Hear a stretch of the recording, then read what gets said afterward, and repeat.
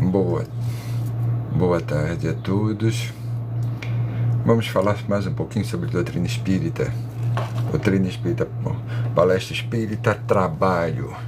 Vamos falar um pouquinho sobre trabalho, né? Trabalho de uma forma diferente que a gente está acostumado. Quando se fala em trabalho, às vezes as pessoas pensam, mas assim, eu trabalho por demais, eu trabalho muito, eu não tenho sossego para nada. Mas espera aí, o que é a definição de trabalho? Será se trabalho tem tudo a ver com o meio de produção? Eu trabalho só quando eu produzo alguma coisa, mas eu produzo alguma coisa material? Não, não é isso. Não é isso. Se você pensar na sociedade, pensar de uma maneira geral, da maneira que as pessoas normalmente pensam, mas não, trabalho é quando você está efetivamente trocando a sua força, sua força de trabalho por questões monetárias. Mas quando você for isso, você pensa de uma maneira, vamos dizer assim, mais superficial. Mas quando você aprofunda realmente, quando você pensa de uma maneira mais profunda, quando você pensa em trabalho, já se pode pensar de uma forma diferente, de uma maneira subjetiva. Ou seja, o que é o subjetivo nesse momento? Como é que eu estou vivenciando essa situação? Como é que eu estou vivenciando esse trabalho? Como é que eu estou vivenciando essa experiência? Ou seja, a ideia de pensar de uma maneira subjetiva é daqui para lá, né? Não de lá para cá. Não de lá para cá. Não adianta, não tem como, né? Ou seja, fica algo muito cansativo quando você pensa, quando você faz a sua comparação diária, ou quando você para pensar diariamente, fazendo uma reflexão sempre através do olho do outro, dos olhos do outro, o que os outros pensam de você.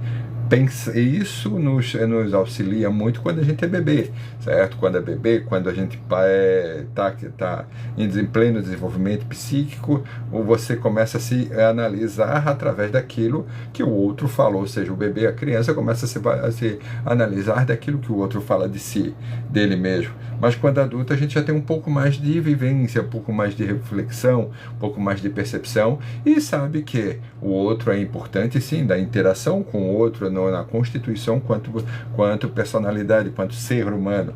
Mas não dá, né, se torna inviável viver sempre através do que o outro fala. Mas vamos lá. A renovação acontece por despertar de novos hábitos. Quando nós pensamos em renovação, como é que eu me renovo? Como é que eu mudo alguma coisa? Eu pensando em velhos hábitos e começo a pensar em novos hábitos. Como eu faço para mudar certas perspectivas? Como eu faço para mudar quem eu sou, ou seja, minhas atitudes perante as situações? Porque eu só consigo mudar alguma coisa se houver demanda. E o que é essa demanda, né? Eu só mudo alguma coisa quando eu sinto falta de algo. Porque o que me move enquanto ser humano, o que me move enquanto ser social, é a falta de alguma coisa. Quer ver, então, um exemplo bem claro é quando a gente pensa em relacionamento, quando a gente procura um relacionamento, não só de uma tendência amorosa, mas sim uma questão de amizade e tudo. Você vai em direção ao outro porque você sente falta de alguma coisa, e aquele outro, de uma certa forma, entre aspas, vai suprir essa tua necessidade. Aí que está, é nesse momento que começa a criar muitos problemas. Se você vai atrás do outro para suprir sua necessidade, você entra em desencontro consigo mesmo.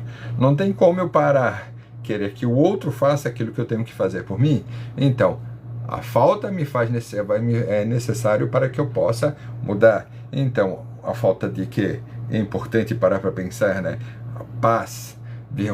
Se você pensar em virtude, tranquilidade, se você pensar em trabalho, se você pensar em fraternidade, existe falta disso, porque eu sou um sujeito imperfeito, nós somos imperfeitos, então precisamos vivenciar as situações para poder aprender como lidar com a falta de alguma coisa. Então, a hora que sente a necessidade, você muda, você pensa em formas diferentes de analisar, formas diferentes de viver, de encarar, de bater de frente, como vamos dizer assim, de grosso modo, com tais problemas.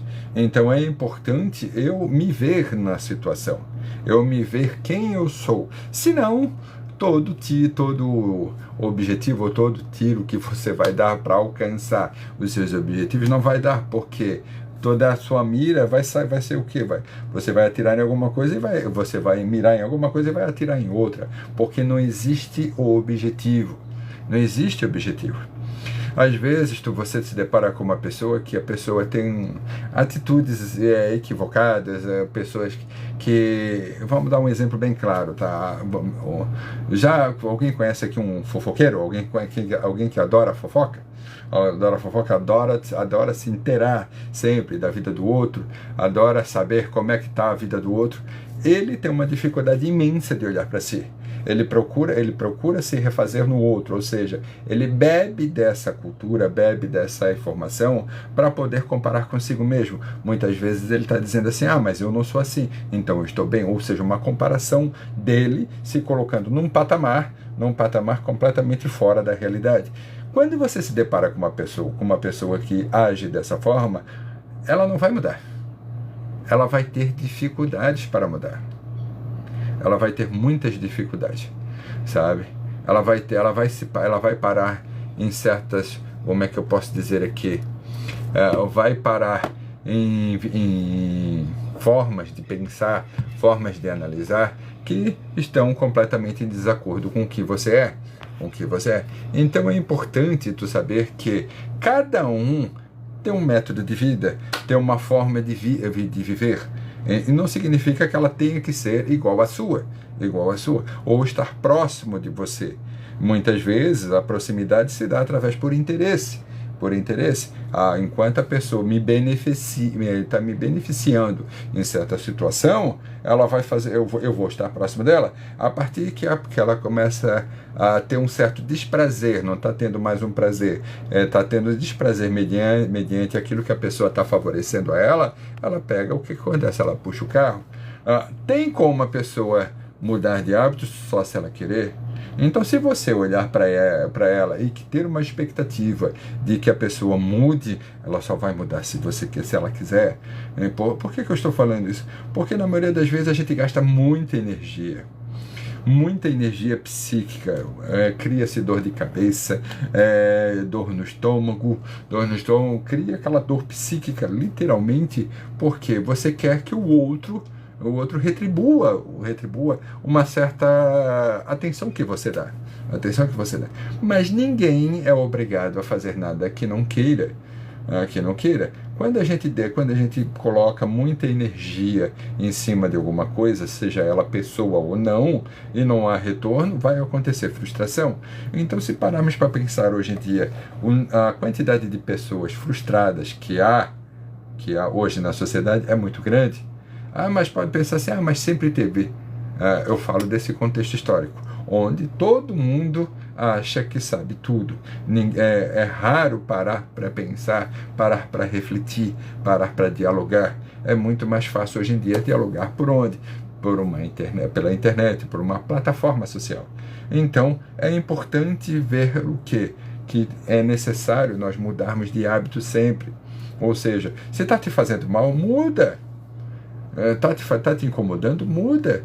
Porque se eu vou me reconhecer através de quê? Mediante as atitudes que eu tenho para com o outro, mediante as situações que estão, vamos dizer assim, a grosso modo, ou entre aspas, contra a minha posição, ou estão refletindo algo contrário.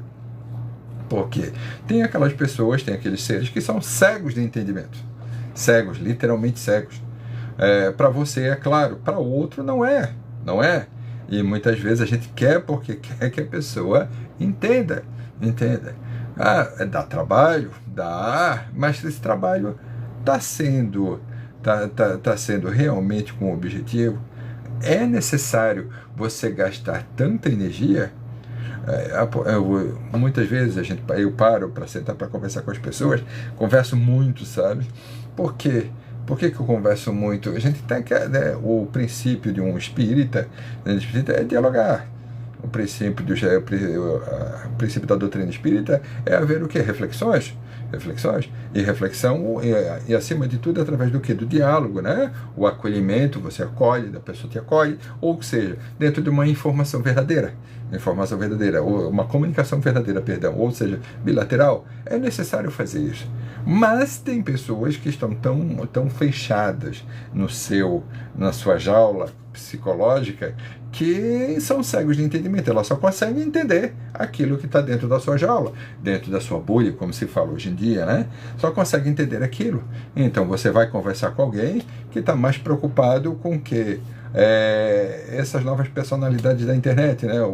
Ou cantores, que como é que está a vida dele, como é que não está, mas assim, mas peraí, a tua. E às vezes a pessoa diz, eu tenho raiva dessa pessoa, ela não se comporta direito, e a pessoa não sabe nem que ela existe, ou seja, direciona um emocional, direciona uma energia emocional desnecessária e na qual há um desgaste. E quem está do lado percebe isso, e às vezes acaba sofrendo. Também, porque é desgastante você ver alguém do seu lado que está compartilhando alguma coisa com você, seja ela no casamento, seja ela no namoro, seja ela na amizade, que tu encontra com a pessoa, tu está do lado da pessoa e a pessoa está sempre reclamando, e está sempre falando de algo que não está dentro do seu contexto, está sempre tentando pular fora. Basicamente, alguém que procura o quê? Fofocar. Cegos de entendimento. E aí tu pergunta, por que a pessoa não quer entender muitas vezes? Né? Ignorância. Tem muitas pessoas que não têm conhecimento realmente, mas outras que ignoram realmente o conhecimento. Elas querem se ver longe. Eu conheço pessoas, já vi pessoas ao longo da minha vida que uma delas que sempre me impressionou, que ela disse para mim, eu tomo remédio psiquiátrico para quê? Para mim não poder me enxergar, para nem poder me ver. Mas você é uma pessoa religiosa? Sim, eu vou sempre aos domingos na minha religião, estou lá, eu oro todo dia, mas Jesus falou alguma coisa disso para você não se ver nunca? Jesus alguma vez colocou alguma percepção, alguma forma para você, deixou alguma coisa claro que para você não se ver? Ou em todo o evangelho dele, em toda a vivência que Jesus nos passou, ele nos colocou a seguinte situação: pense, reflita, para onde você vai? Ou seja, somos o que? Detentores, somos os principais atores, né, da nossa vivência, da nossa caminhada.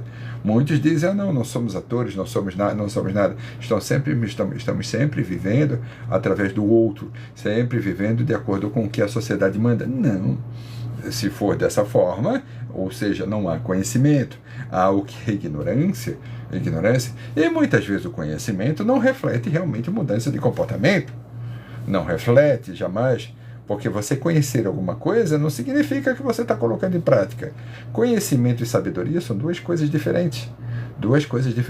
Eu posso ter um conhecimento, posso ter estudado alguma coisa há muito tempo atrás, mas eu coloco isso em prática.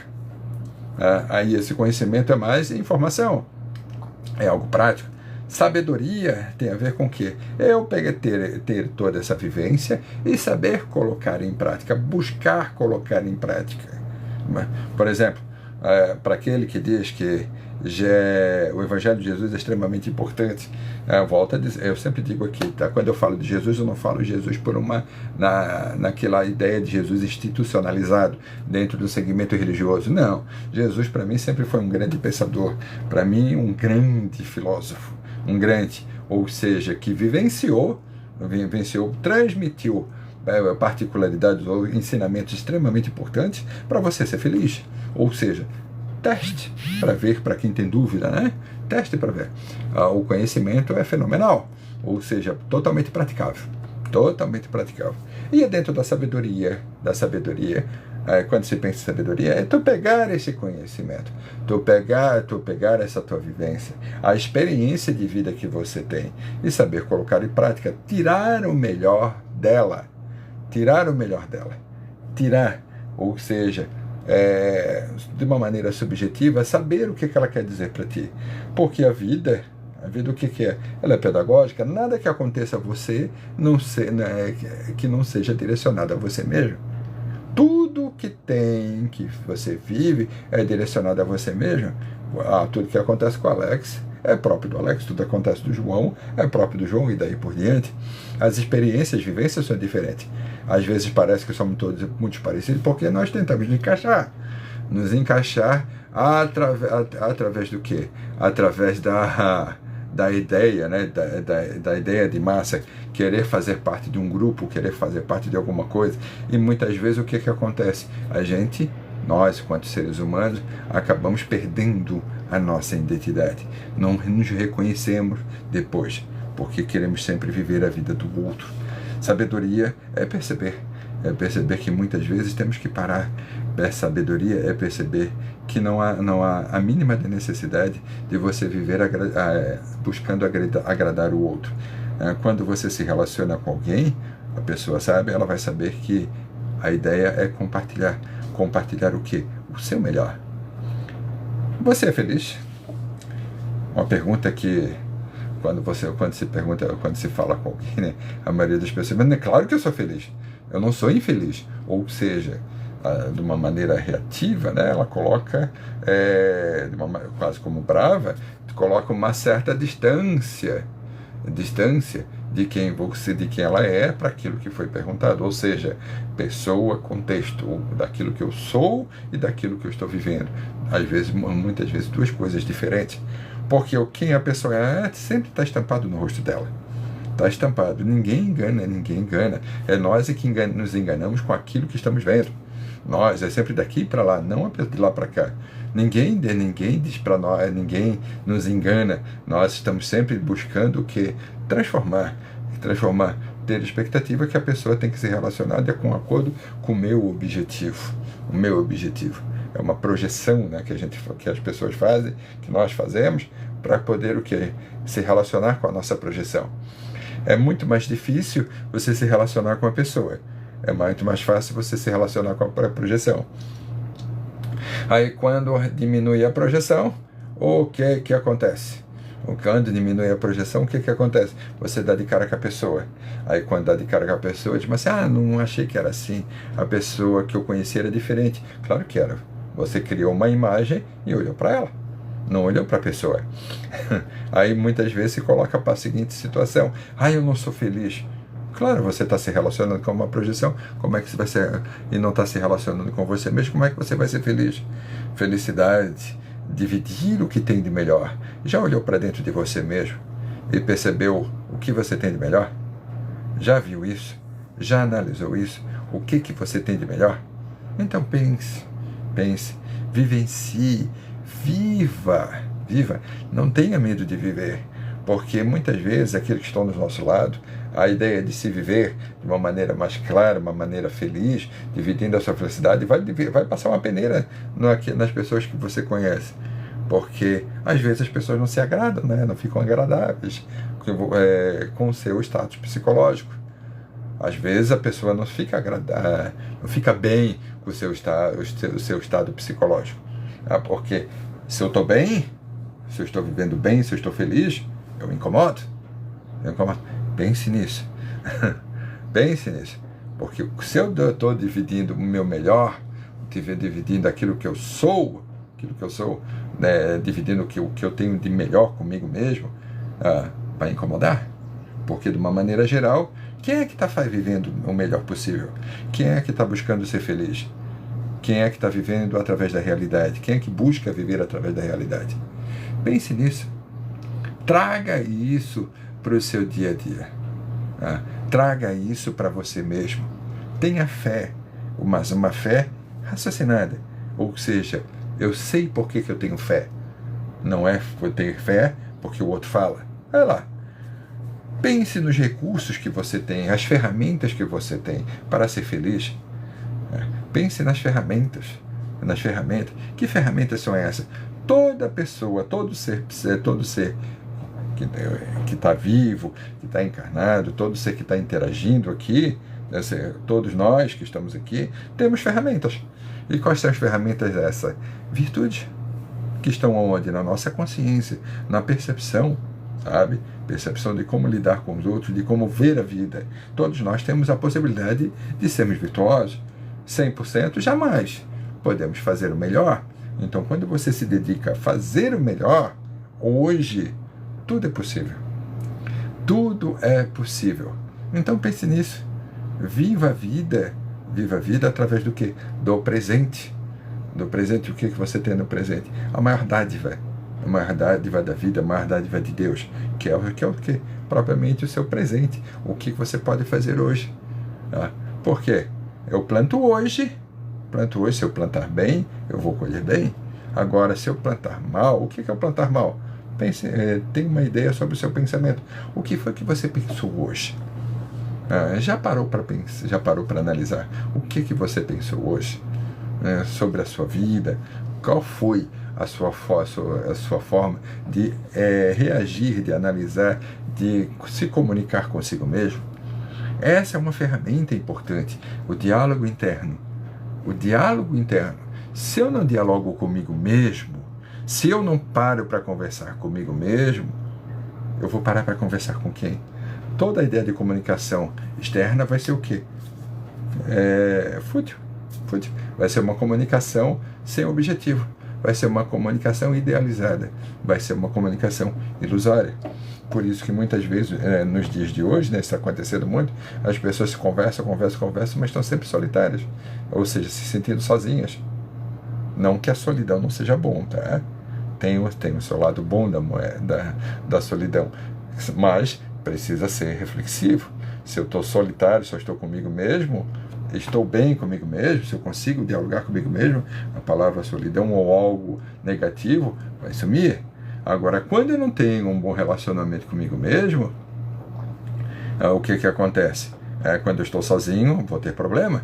Vamos lá, voltando de novo para o fofoqueiro. A ideia da pessoa que vive através do quê? De querer angariar informações da vida do outro. O que acontece? Ele não quer se relacionar comigo mesmo. Consigo mesmo, ele quer se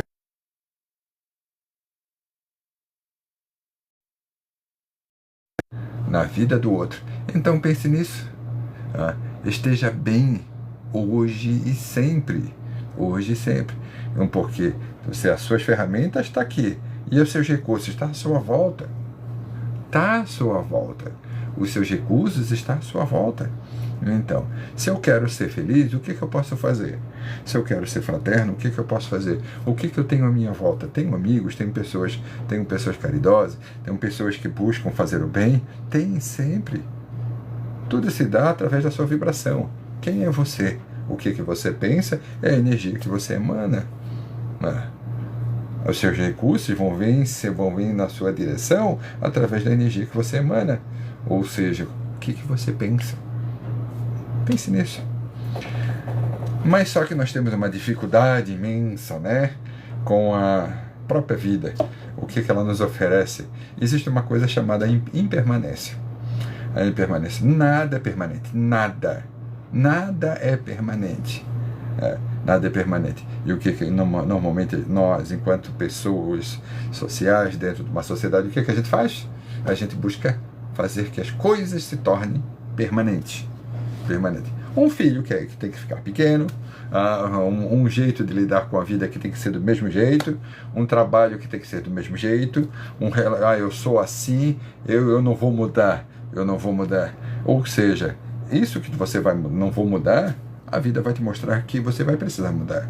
Porque quando chega a necessidade, quando a água bate naquele lugarzinho, você vai querer mudar.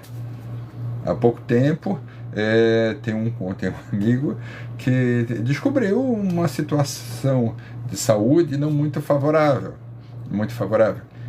Tempo depois, não deu uma semana depois, a pessoa já queria ter um posicionamento diferente em relação à vida. E até então, estava o quê? Daquele jeito, dava continuidade daquele seu jeito e tinha dificuldade de mudar. E dizia mesmo assim, para mim é muito difícil. A partir do ponto que ele percebeu que ele problema de saúde, a dificuldade de saúde não é um problema, mas uma dificuldade de saúde que nada fatal, nada disso, não é nenhum problema sério, mas percebeu que a necessidade de mudar, porque a vida nos chama. Se você quer ficar sempre do mesmo jeito, a vida vai te chamar, a natureza vai bater a sua porta, não tem jeito. Porque uma hora vai ser perguntado o que fizeste com o tempo que você teve. O que fizeste com a tua vida? Passou rápido. Eu não tive tempo. Quem foi que te disse? Você que acreditou nisso. Porque existem duas formas de ver o tempo. Duas formas. É o tempo subjetivo e o tempo cronológico. Aí eu passo o dia, mas hoje eu fiz bastante coisa. Fiz o quê? Eu trabalhei, fiz isso, limpei a casa, fiz tudo e mais um pouco. Mas tu parou para pensar? Você conversou com você mesmo em algum momento? Não tive tempo. É o tempo cronológico. E isso vai te fazer falta. O tempo subjetivo é o tempo que há significados. Isso vai te fazer falta. Muito, muito mesmo. Porque a vida cobra tudo. Estar vivo, a vida te cobra tudo. Porque temos benesses, temos recursos, temos ferramentas e não utilizamos, muitas vezes porque não queremos. Porque somos teimosos, não queremos sair da nossa ideia de zona de conforto. Minha zona de conforto, o que é? A zona de conforto nada mais é que um lugar que nada nasce. Tudo fica parado. Aí tu pega um lago, um rio, um córrego, por exemplo. Para a água, o que acontece? Pense nisso. A morte como uma grande conselheira. Para as pessoas que dizem a seguinte coisa: não tenho tempo, como esse conhecido meu descobriu a dificuldade na saúde dele, pense o seguinte: se você descobrisse que você está com um problema de saúde grave, será se você não mudaria o seu comportamento? O que você iria para pensar? O que você iria pensar? Sabe? Pense. Tem um filósofo romano, Sêneca, se não me falha a memória, que ele colocava a ideia: se você fosse morrer amanhã, ou daqui a 10 dias, daqui a 15 dias, será se você não iria mudar? Será se você não iria parar para pensar? Ou seja, o que ele queria dizer com isso? Perceba a impermanência, perceba que uma hora as coisas vão parar. Que é a grande certeza que nós não vamos ficar aqui para sempre. Ninguém vai ficar aqui para sempre.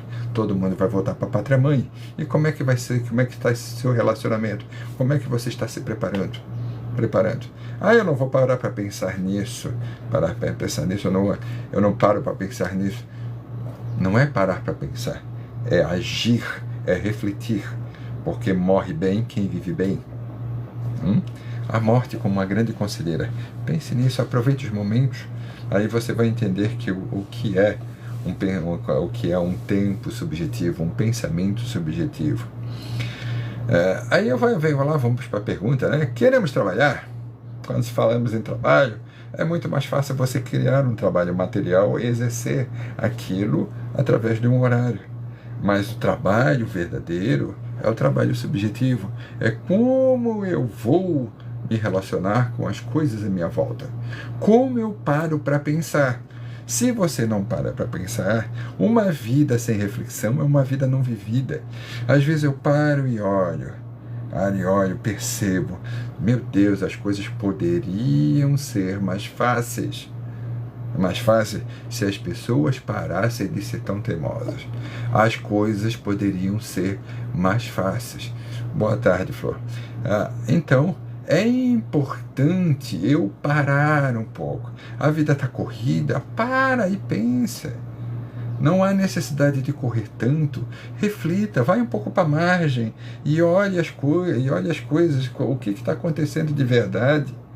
Não precisa, não há necessidade de estar sempre correndo. Aí as pessoas dizem a seguinte coisa: eu sou muito ansioso, a ansiedade está me matando. Não é a ansiedade, é você que está se matando. A ansiedade é só uma consequência daquilo que você está fazendo. A ansiedade, o que é a ansiedade? É eu sofrer por alguma coisa que não veio ainda. Ou seja, eu sofrer por algo que talvez ocorra amanhã.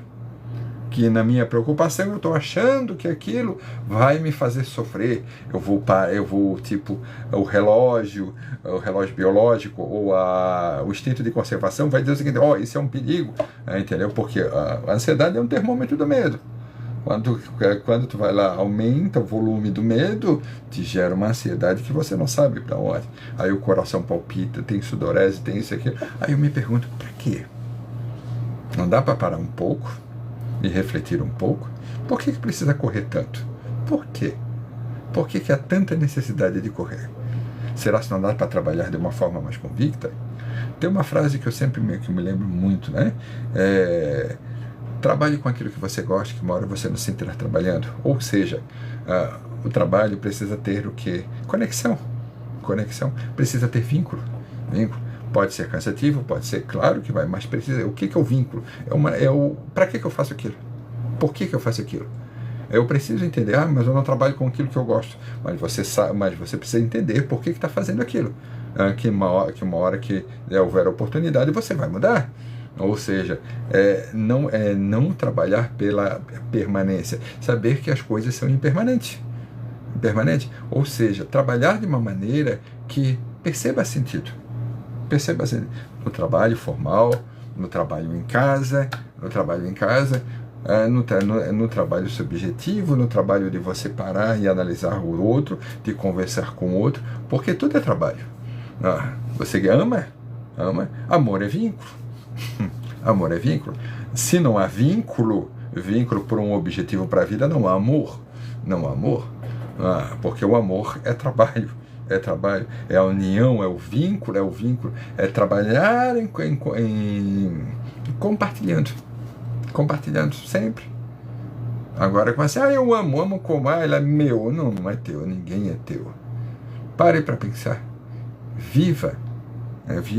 Esteja pronto para as mudanças. Esteja pronto para trabalhar. Como eu falei há pouco tempo, uma coisa que nos impede muito de olhar em volta tem muito a ver com a ideia de fé, né? Eu ouço muito as pessoas dizem assim, tenha fé que tudo vai mudar. Como? Eu tenho uma frase comigo que eu sempre digo: não há nada nesse mundo que não possa piorar. Aí as pessoas dizem, mas como tu é negativo? Mas eu não sou negativo. Porque se eu não mudar alguma coisa, se eu não trabalhar pela mudança, vai piorar. Se está ruim agora, vai estar até depois. Eu preciso fazer alguma coisa, eu preciso trabalhar em prol de alguma coisa, eu preciso ter objetivo. Agora trabalhar por trabalhar, ou seja, fazer alguma coisa por fazer, vai. Eu sou professor, para mim, precisa haver sentido de eu entrar dentro da sala, sentar com as crianças, brincar, planejar alguma coisa. A minha profissão tem muito a ver com isso. Não tem como você entrar dentro da sala sem ter alguma coisa planejada.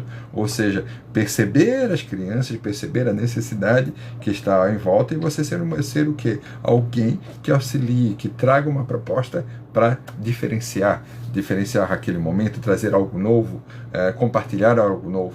E isso eu trago para a vida. Como é que eu vou criar uma filha? Como é que eu vou como é que eu vou cuidar uma casa se não há planejamento? Se não há percepção? Se não há organização? Organização principalmente mental. Cognitiva. Eu preciso me organizar cognitivamente. Os construtos mentais precisam estar trabalhando. Ou seja, eu preciso estar construindo algo dentro da minha mente. Eu preciso ter objetivo. Se não tiver objetivo, vai ter o quê? Numa fé cega. A fé raciocinada, ela encara situações em qualquer lugar da história, qualquer momento. Você precisa raciocinar, você precisa entender o que você tem fé. O que você tem fé? Pense na pessoa que vai limpar a casa. Aí sempre vai haver o quê? Você vai começar por onde? Eu vou começar por aqui é mais fácil. Isso é um planejamento. A gente tem planejamento para tudo, menos para a vida. Planejamento para comprar carro, para reformar casa, para fazer qualquer coisa, mas para a vida você tem? Não dá para planejar para ser uma pessoa mais feliz? Não dá para planejar, às vezes, para parar de incomodar o outro, porque quem é feliz não incomoda. Quem está incomodando é aquele pessoa infeliz. Se você tem pessoas fofoqueiras perto de você, essa pessoa é infeliz. porque está cuidando mais da vida do outro do que de si mesmo. Olha lá, é uma fé cega? É, uma fé cega perante a vida. Não para pensar. Aí tem lá a ignorância, ignora o conhecimento, ignora a mudança, são cegos de entendimento. Tá lá, pare para pensar. Trabalho com Jesus. Trabalho com Jesus, o que é? Subjetivo, é entendimento, é para que eu estou fazendo tal coisa. Jesus nos ensinou através do Evangelho o que é sentido para a vida. As coisas precisam ter sentido. Às vezes a gente conversa com alguém, a pessoa é como fosse uma roda, né? Ela vai, depois volta para o mesmo lugar, volta para o mesmo lugar. Isso se torna cansativo. Não dá para parar para pensar que talvez a pessoa não queira fazer alguma coisa, ou não queira estar com você, não queira mudar. Não queira mudar? Pare para pensar. Quando Jesus curou cego, curou leproso, tanto, o que ele dizia? Vai e não peque mais, ou seja, vá e reflita nos seus atos. Vai e reflita nos seus atos.